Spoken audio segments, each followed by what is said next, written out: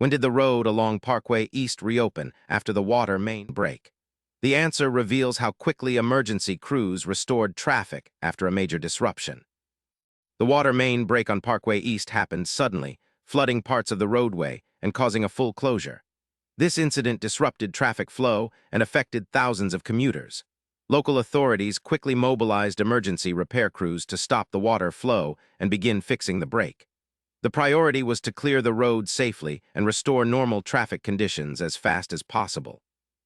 Emergency crews worked around the clock, focusing on repairing the broken water main and clearing the flooded sections. Their efficient coordination meant the road was reopened in just about 6 hours from the initial break. This quick turnaround minimized the disruption and helped commuters get back on track sooner than expected. During the closure, Parkway East saw heavy traffic backups, especially during rush hour. Local traffic advisories recommended alternate routes to avoid the affected area. Though the delay was frustrating for many, the quick reopening helped reduce the overall impact.